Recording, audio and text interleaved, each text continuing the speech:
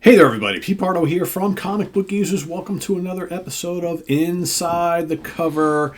We're going to kind of continue on. I did the last episode we posted here on the channel was me showing off my entire complete Invaders collection.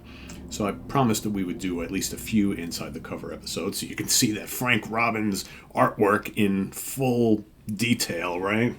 Gee, Pete, why are you doing this to us? No, seriously though, despite my distaste for Frank's artwork, I always really like the storylines of these particular books and the dialogue and all that stuff. So I think this would have been it's a great team, right? As we obviously can not argue about that, right? Look at those, the Human Torch and Toro and Cap and Bucky and Namor the Submariner, right?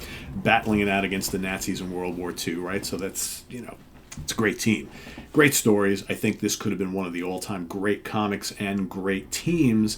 Unfortunately, we value the artwork in our comic books, and Frank Robbins, for my money, was never the right guy for this. Some people argue with that and say, well, he's got that kind of like old school kind of cartoon strip feel, which is really good when you're talking and looking at characters and whatnot that are supposed to be from the 40s. And I guess I could kind of see that, but just in this issue, this really is issue number 1. They also have issue number 1 from the regular series, but they came out first with Giant-Size Invaders first, and this is basically the origin issue of the team. So this was actually released first, so when you pick up issue number 1, that actually is continuing on after they already were formed as a team, right? So it all begins right here. So I figured I'd give you guys a little inside look at the them battling the hordes of Hitler. Excuse me. All sorts of frogs in my throat this morning. This giant size, which doesn't take up the whole book. They have like a whole old Namor story from back in the 40s in here as well, which is kind of really interesting. So here you've got the cover, which was done by Frank Robbins and John Romita. So I believe Romita did the inks on this, and Robbins did the artwork. You can tell, right? You can always tell the artwork of Frank Robbins. He's got a lot of his characters have weird kind of the way he draws the appendages, right? Like legs and arms, they're like weird angles and things like that. And he's also very much with when he draws faces, really weird angular type things. But we'll see that as we kind of go through here. Cool splash page right on the front. Coming in the Invaders.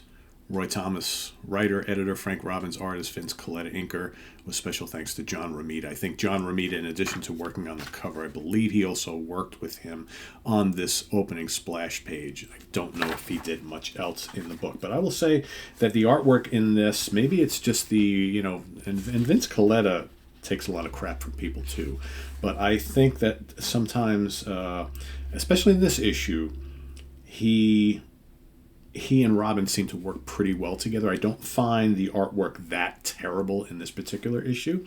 But again, if you look, you can see like all sorts of weird angles and the way the joints are bending and things like that. So it's kind of strange. But this is an action-packed issue. So basically here we see Cap and Bucky battling it out with bad guys. Again, this is all during World War II, right?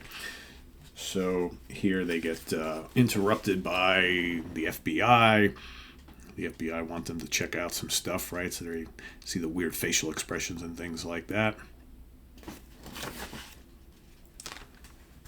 So then they go into a little back history and basically the origin of Captain America. So here we see, right, the government doing this secret experiment, and they've created this super soldier serum that has to be taken immediately. They found their man who's willing to do whatever it is for the country, and that happens to be shrimpy, skinny, weak little Steve Rogers. He drinks the potion, right? Immediately they start seeing the effects of that, and there he becomes the Steve Rogers that we all know and love, right?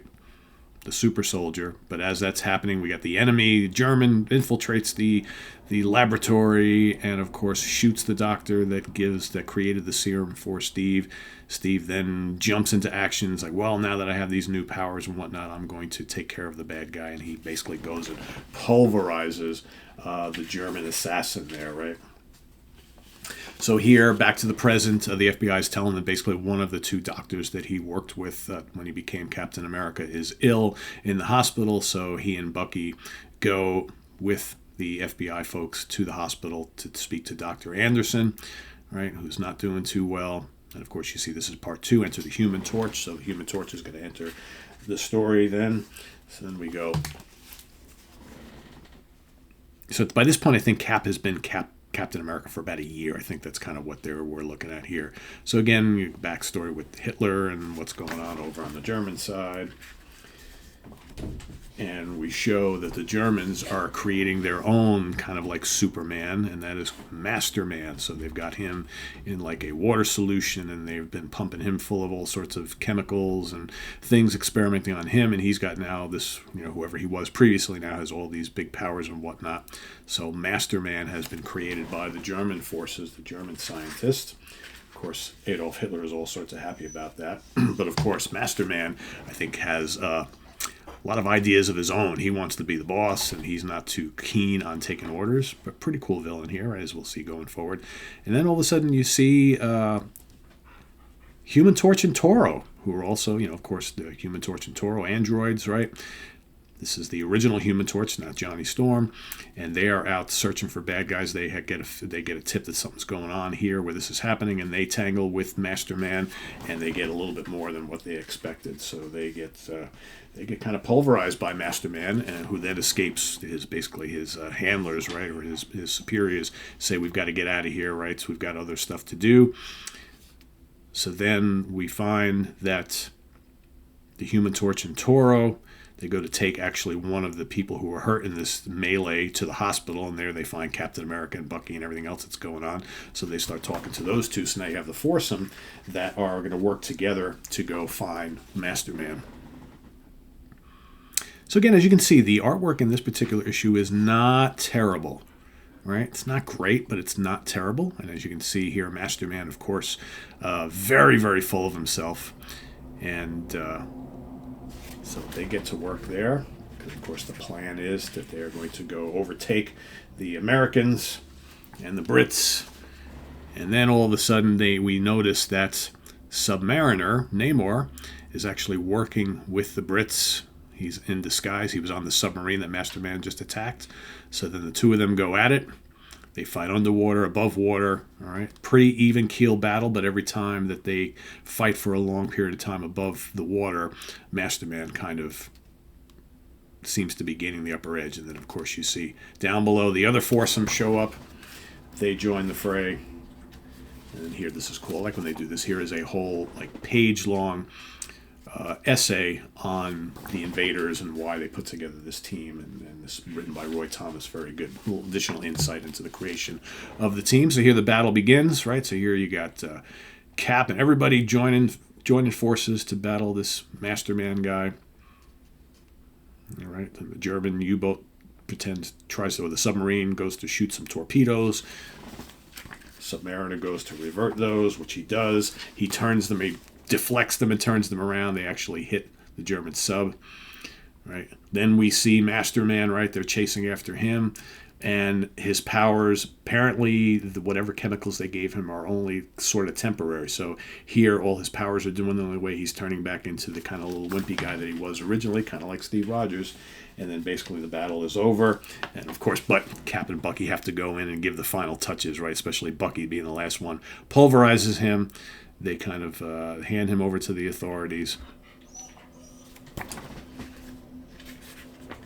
And then basically they meet up with Winston Churchill, who basically names them the Invaders, and basically says, you guys need to be a team, and we could really help you take out the Axis powers. And that is the birth of the Invaders, to be continued in issue number 1. Right? It's funny, they actually say here, we'll see you in issue number 2. But of the annual, but that never happened. They actually were Giant-Size. They actually went right and did issue number 1. So then we've got Bill Everett's story from, again, I believe this is like in the 40s. This is an old story of the Submariner battling, again, the Nazis. You can see Bill Everett's got that very distinct art style and very long, angular head and face from Namor. The pointy ears looks very much like Spock, right, from Star Trek. Again, this is, I found this to be a very kind of like very war-themed story. Not a lot going on, not really a lot of action or anything like that. But you do see Submariner getting into some scuffles with the enemy, of course. You do see some of his fellow Atlanteans in this particular issue as well. I also don't think that at this point in time they really have devised a plan for just how powerful Submariner was to be at this time, because he really, to me, doesn't seem like he's getting KO'd and knocked out quite easily by some of the foes here. So I don't really think that, or maybe it's just because he's above the water, right? Which could be. I think they definitely made Submariner more powerful as time went on. So here's where they say, the next issue of the Giant-Size Invaders, you'll see the Human Torch story, original story. But like I said, issue number 2 never came. We actually got a king-size number 1 a few years later, I believe. This was from 75, I believe. What was this? Yeah, this was 1975, June 75. I believe it was 78 or 79, where we got king-size number 1, which was the next kind of giant-size or annual. We never really got an issue number 2. Became issue number 1 of the actual regular series. So there you have it. A little look inside the cover of Giant-Size Invaders number 1, basically the origin issue of the team. Let us know what you think of this issue and this team down in the comments below, as well as anything else you may want to add about the Invaders. Again, your love for Frank Robbins, your hate for Frank Robbins, right, or whatever. Like I said, I think that they chose him for a reason in this book, because they wanted like a certain style, but I can't help but think that this comic would have been even greater had you given, like Jack Kirby or John Buscema or someone like that, who really could do these characters justice and give them less of like a cartoony look. But it wasn't meant to be. Nobody asked me. But like I said, the storylines are really good. The characters are all really good. The villains are great. It's a very cool book that's just marred by kind of very inconsistent and sometimes weak art. But the covers are usually all great. A good chunk of the covers were done by this 41 issues. Jack Kirby worked on a lot of them. The covers are spectacular. I remember being a kid buying Invaders books off the shelf thinking, wow, look at that Jack Kirby cover. This is going to be great. And then open it up and like, oh, Frank Robbins again. Damn it. So anyway, thanks for watching, guys. Please subscribe if you haven't already and click on that notification bell so you get alert of all of our content as it posts. And please do hit the like button before you leave. Also down below, we have the links to our Ko-Fi page. No, here, that's Sea of Tranquility. I do this all the time. I get going with that. Anyway, we got the links to the Sea of Tranquility merch. Link is down below where you can get yourself a Comic Book Geezers shirt or coffee mug. So thanks for your support there, and we'll see you soon here with more stuff. Please hit that like button and let us know what you think of the Invaders down in the comments below. Till next time, take care, everybody. Bye-bye.